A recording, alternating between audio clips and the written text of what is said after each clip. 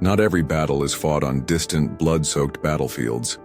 Some erupt quietly on still streets right in the heart of America, where justice was once promised, but never fully delivered. Colonel Cassandra Blake, a black woman with 3 shining stars on her shoulders, had led elite forces through fire and gunfire, had sat across from world leaders to negotiate peace. But that day, on the very soil she had sworn to defend, Cassandra wasn't a hero. She was handcuffed, forced against the searing hood of a matte black Jeep. Not because of any crime, but because of the color of her skin. No shouting, no resistance, just silence. A silence heavier, sharper than any scream. And with a single phone call, an entire system was forced to answer. They had no choice. If you believe justice only matters when it's shouted, let today's story awaken you. A story that moves quietly, but refuses to be ignored. Red and blue light suddenly flooded the empty road behind the SUV, shattering the stillness of the southern afternoon. The siren wailed, slicing through the heavy, humid air. Cassandra Blake exhaled a long, steady breath. Not fear, not anger. It was an ancient breath, a sound etched into the blood of generations of black Americans. Not again. She placed her hands firmly on the steering wheel exactly at 10 and 2 o'clock. Every movement was slow, deliberate, like performing a ritual she had rehearsed countless times. In the rearview mirror, Cassandra saw him. A white officer, crisp uniform, the familiar posture of a man who believed his badge granted him dominion over life and death. "Hands where I can see them," he barked, his voice sharp and cold as a blade. The officer, Troy Beckett, approached, one hand resting. On his belt, the other was hovering near his gun. Cassandra stayed perfectly still. Eyes forward, no sudden moves. "License and registration," he snapped. "Reaching now," Cassandra answered, her voice calm enough to thicken the air around them. Slowly, carefully, she opened the glove compartment, eyes fixed on her own, hands. Every movement methodical, ingrained, more than military discipline. It was a survival instinct. She handed over her documents, speaking evenly. "My registration is current. I pulled over to recalibrate my GPS. There's a roadblock ahead, no violations here." Beckett didn't even glance at the papers. He stepped back half a pace, flicking the thumb brake on his holster. An unspoken signal. He was inventing danger. "Out of the vehicle," he ordered. Cassandra turned her head, voice razor sharp. "I being detained, officer?" Across the street, a man in a gray sedan raised his phone, recording. Another car slowed, someone shouting through an open window. She didn't do anything wrong, but Beckett didn't hear them, or didn't want to. All he saw was a black woman in a dark SUV. Not a soldier, not a citizen, just a problem to be handled. Cassandra unbuckled her seatbelt. Her movements are smooth, controlled, as if she were walking into a briefing room, not into the jaws of injustice. Standing tall before him, spine straight, head high, gaze unblinking. No fear, no pleading, only dignity. "Are you armed?" Beckett asked, half accusatory, half daring, his eyes scanning for any excuse. "No, officer," Cassandra replied. "I'm active duty military. My weapon is secured at the base as required by regulation." "Oh, you're military, huh?" he sneered. "What do you do? Fix tanks?" Cassandra didn't respond. She didn't need to. Her silence, heavy as stone, was answer enough. And then, Beckett made his decision. "Turn around, hands behind your back." No explanation, no justification. Cassandra was handcuffed, face pressed against the burning metal of her Jeep under the sweltering sun. The sharp click of the cuffs rang out. A cold, mechanical verdict, not because she was guilty, but because of the color of her skin. From the sidewalk, shouts erupted, "Let her go! She's a soldier!" "You can't do this." But Beckett didn't waver. His eyes were full of false power, a mask built from arrogance and a system that taught him to fear what he didn't control. What he didn't realize was this: Cassandra Blake was no victim. She was a tower. Silent, unmovable, waiting for the moment when the winds would change, and when the truth came, it wouldn't knock politely. It would strike like a storm. Cassandra Blake was not an ordinary woman. She was a symbol of steadfast resolve, of quiet sacrifice, of unyielding strength forged in the heart of every storm. Born in a small neighborhood in Atlanta, Georgia, where black children learned caution before they learned how to walk, Cassandra grew up carrying the lessons of her father, a Vietnam War veteran who fought for a nation that still greeted him with suspicion upon his return. "Respect isn't given, daughter," he would say, sitting on their weathered front porch each evening. "Respect is earned not by shouting, but by standing tall against the headwind." Cassandra etched those words into her soul. From an early age, she witnessed how people like her were treated, not for who they were, but for what they looked like. When she was just 14, she watched her older brother being pulled from a car by police, simply because he fit the description. A scar that never fully faded. That memory carved her path forward, not with rebellion, not with hatred, but with a cold, deliberate choice: to change the system from within. At 18, Cassandra enlisted in the United States Army. From the first day, she understood. In a world never built for people like her, she would have to be twice as excellent, 3 times as cautious, and 10 times as resilient. She climbed the military ranks, not through favors, not through shortcuts, but through real victories. She led combat battalions through the chaos of Iraq. She rescued hostages in the outskirts of Kabul. She negotiated peace with local warlords where a wrong glance could ignite bloodshed. Every scar on her body, every star on her shoulder, was paid for in blood, sweat, and an unbreakable loyalty to a single ideal: freedom and dignity for everyone. By 44, Cassandra Blake wore 3 stars on her shoulders, the rank of Lieutenant General, a title that fewer than 1% of black women in American history had ever touched. But for Cassandra, those stars were not symbols of power. They were promises, a promise to be the mirror for the next generation, for every little girl standing at the crossroads between yielding and standing tall. That's why, when Beckett shoved her, when the cold cuffs snapped around her wrists, Cassandra Blake did not rage. She didn't give him the satisfaction of seeing her break, because she understood, more deeply than he ever could, that true strength doesn't roar. It lives in steadfast silence, in the way a person lifts their chin even when the world tries to crush them. On the surface, people might have seen just a middle-aged woman in civilian clothes, handcuffed by the side of a road. But in truth, Beckett had shackled history itself, a history of people like Cassandra, who had never bowed, and with just one gesture, one phone call, one word, she could bring down the entire illusion of power Beckett clung to. But Cassandra didn't rush. She let him savor his counterfeit authority a moment longer, because she knew, when true justice comes, it doesn't knock politely. It feels like a verdict no one, not even Beckett, can stop. Under the searing Georgia sun, Troy Beckett tightened the handcuffs around Cassandra Blake's wrists, shoving her harder against the burning hood of the black Jeep. Sweat beaded at his temples. But it wasn't from the heat. It was the intoxication of power he knew all too well. "Uncooperative suspect," he muttered into his shoulder mic. His eyes flicked briefly to the body cam recording every word for the Kingsford Police Department. Across the street, a small crowd had begun to gather, phones raised, voices rising.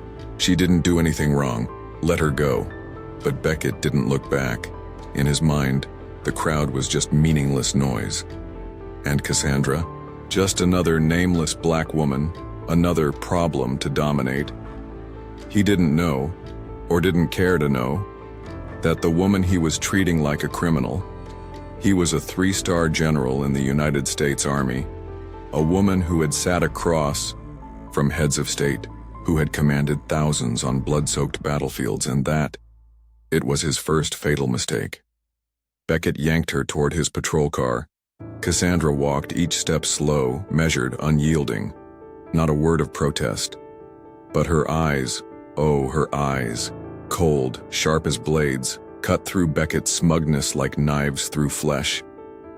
A shiver ran down his spine. He hated that feeling. He hated being challenged by a gaze that refused to bow. So he gripped her tighter, barked orders louder. "Who do you think you are? Nobody's special here. I'm the law out here." In Cassandra's mind, everything was being recorded. Every word, every tug of her arms, every flash of misconduct. She didn't need forced. She only needed the truth, and the truth would do the rest. Suddenly, Beckett froze, his brow furrowed. From behind, Cassandra came a sound. A siren, distant but growing louder. A black SUV, unmarked, barreled toward them through traffic like an arrow through the air. And then, a different sound split the space, the low, thunderous rumble of helicopter blades.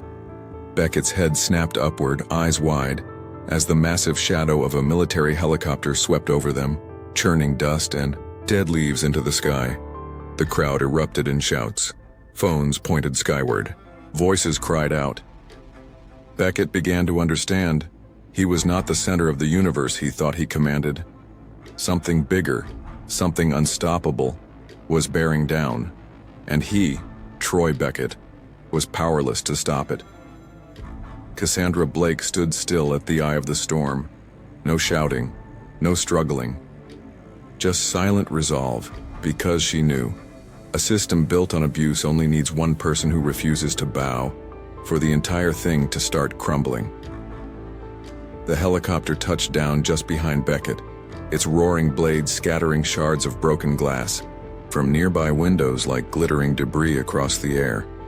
Beckett couldn't hide the confusion flashing in his eyes. He had no idea who had sent the aircraft, who had deployed the forces, who was behind this terrifying show of strength. Was it the government? Some unknown authority? Who had the power to make a street cop like him? Someone so used to ruling his little corner of the world. Tremble? Cassandra's gaze never left Beckett. He hadn't realized the most important thing. She was no longer a target. She was no longer a prisoner he could easily subdue. A sharp sound like a crisp slap to the air caught everyone's attention. Another black vehicle pulled up near the white line, tires stopping with cold, clinical precision. A man stepped out, black shirt, gray slacks. Every movement is deliberate and firm. Beckett stared at him. He didn't recognize the face, but he recognized the posture. This was a man who carried power. Not law, not politics. Power, pure and unfiltered. The man didn't shout, didn't rush. He just looked at Beckett with a cold, detached gaze, as if Beckett were nothing more than an irrelevant object. From the right, another black SUV barreled through the crowd, now surging toward the police scene. Before Beckett could process what was happening, he was yanked backward, dragged out of the unfolding scene like a rag doll. The man from the second SUV stood tall, speaking in a tone as cold as steel. "Step aside. I'll handle this. You don't know who I am," Beckett blurted, his voice rising. But he was cut off by a single, sharp look, and in that moment, Beckett understood. The police weren't the only ones with authority here. He wasn't deciding who held power today. He wasn't deciding who would walk away and who would fall.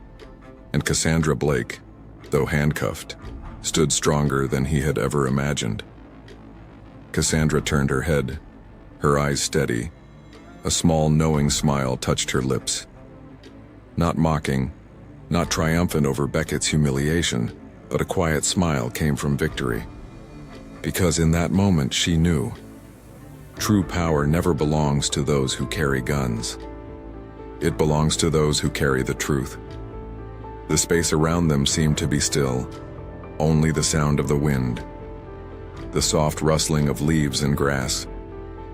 No one dared breathe loudly, no one dared move. The world slowed to a crawl. One by one, people in the crowd turned first to each other, then back to Cassandra, the only one still standing tall amidst the chaos, unbroken. In that instant, she hadn't just won a skirmish. She had shifted the entire landscape. The story was no longer about a simple arrest. It was about a silent revolution, where power was not protected by violence, but by resilience, by truth, by courage. Beckett looked down at the ground. A foreign, gnawing fear was creeping into his chest. He didn't know what was coming next, but he knew one thing with terrifying certainty. She was not an ordinary woman. And he, Troy Beckett, had just made the worst mistake of his life. In less than a minute, everything changed. The helicopter had barely touched down when the door swung open. A team emerged, clad in distinct uniforms, insignias gleaming under the brutal sun, the Special Inspector Unit of the Department of Defense.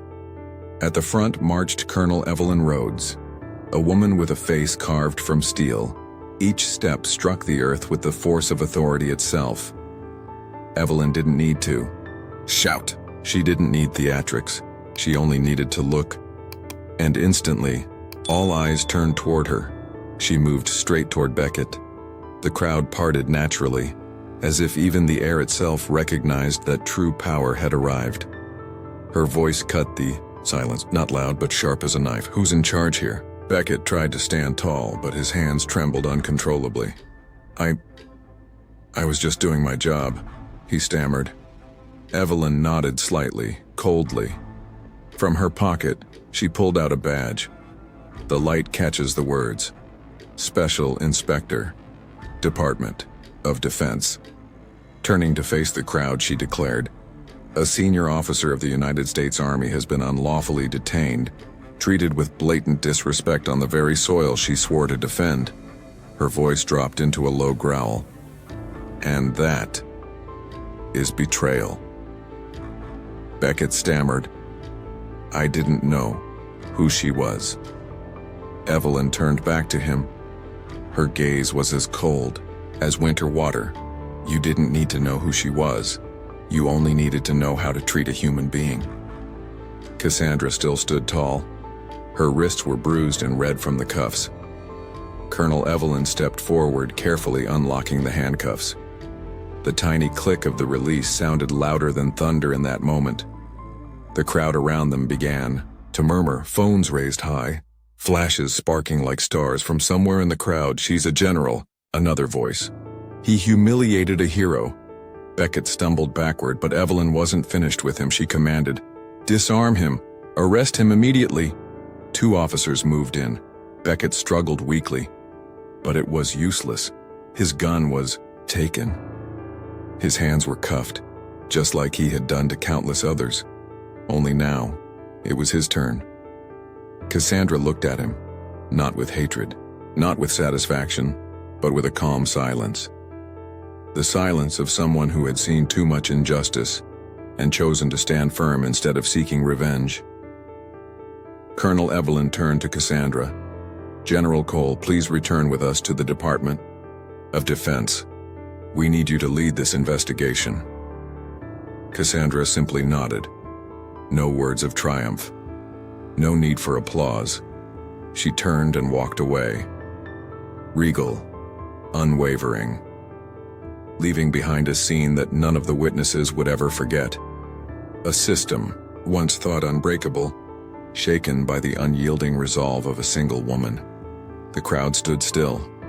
Then slowly, one by one, they began to applaud. Not a raucous ovation, but a steady, solemn applause. A silent declaration of justice. 3 days later, the Kingsford Police Internal Affairs Office was thick with tension. Troy Beckett slumped in a battered metal chair. His wrists were shackled in front of him. The uniform he once wore with pride was gone, replaced by a pale orange detention jumpsuit. On the table before him sat a thick, worn folder, as heavy as the weight of his own actions. Across from him sat Deputy Chief Alan Breyer. The man is now overseeing the internal investigation. His eyes were cold, unblinking. Beside him, a small recording device glowed red, capturing every word, every admission. Alan began, his voice calm and deliberate. "Officer Beckett, do you understand the charges you're facing?" Beckett swallowed hard. His throat was dry as ash. "I was just following procedure." Alan's gaze sharpened. "What procedure allows you to handcuff a United States Army general based solely on the color of her skin?" He didn't need to raise his voice. Truth carried its own weight. Alan began to read, each word a hammer blow against the coffin of Beckett's career. Unlawful detention, excessive use of force, violation of military personnel engagement protocols, disgracing the honor of the United States military, inciting racial tensions through actions and speech. He closed the file with a firm slap. His gaze was sharp, enough to cut. "You didn't just drag this department into the mud, Officer Beckett. You poured gasoline on a fire already smoldering between law enforcement and the communities we are sworn to serve." Beckett sat frozen.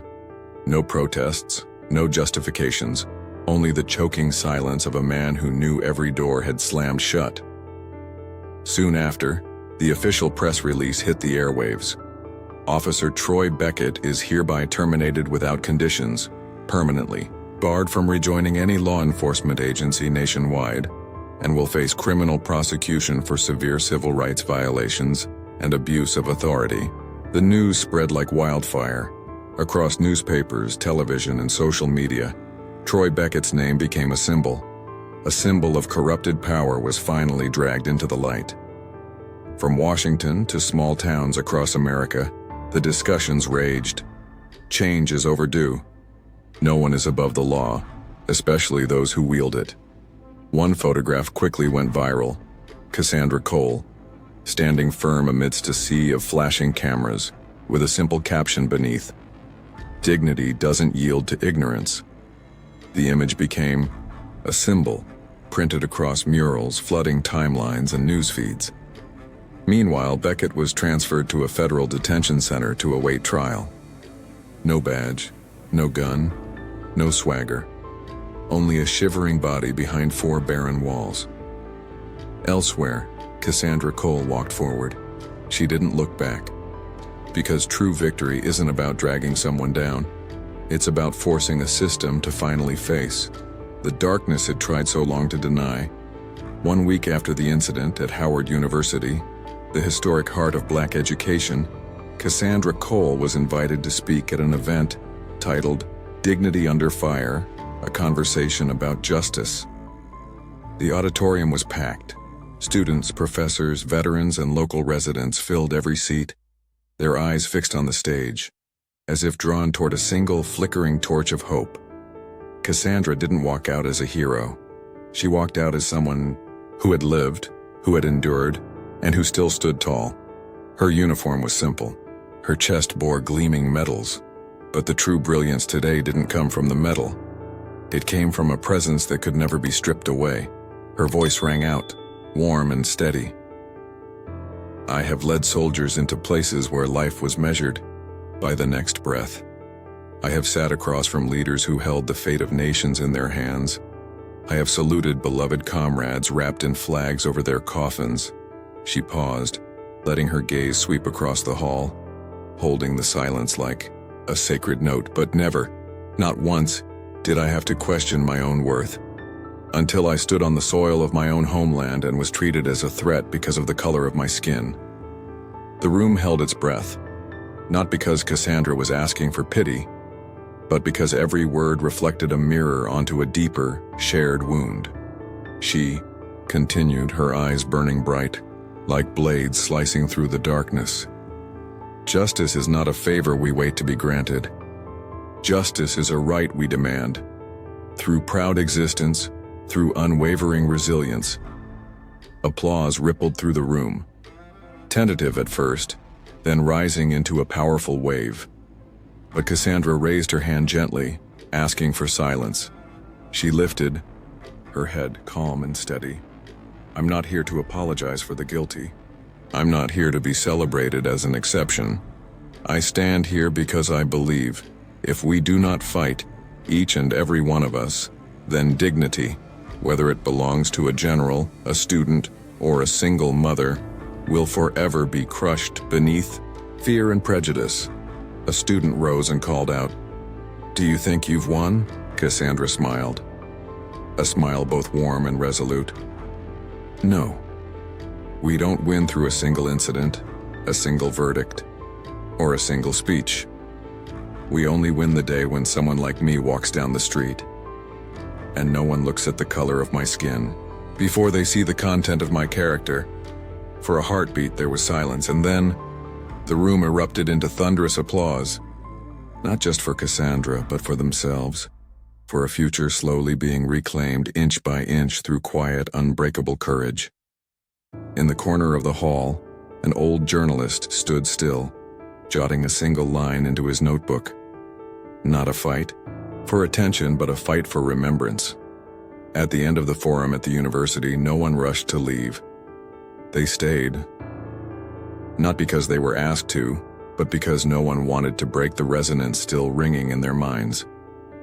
Cassandra didn't chant slogans. She stepped down from the stage, moving slowly through the aisles, pausing as if to speak directly to each person in the room. She looked at a group of young students, the ones soon to face the world, to confront prejudice, to face the invisible weight of distorted power. Her voice was soft, steady, not commanding, but inviting reflection. Have you ever asked yourself, what would have happened if I hadn't spoken up that day?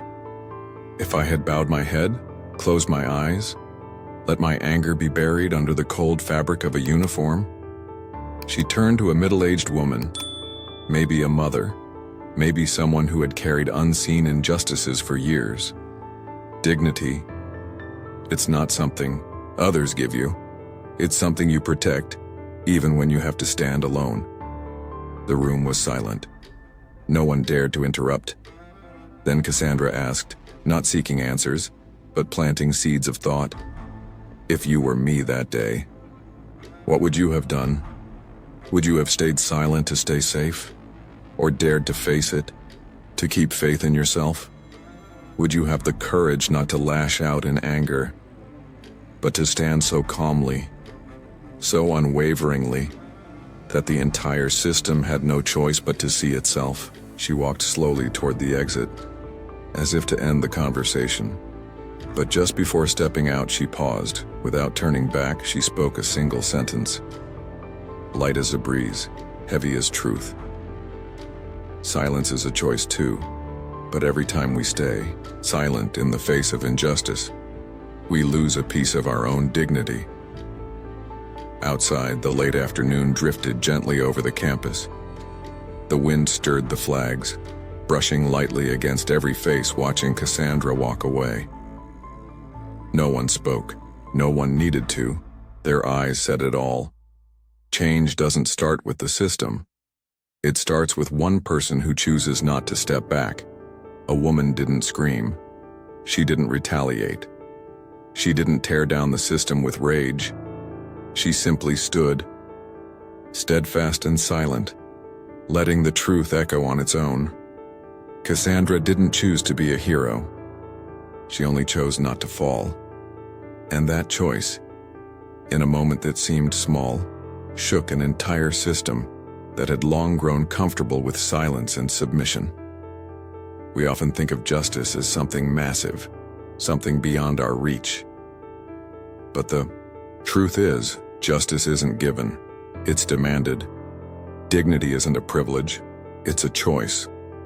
And sometimes you don't need to shout, you just need to stand.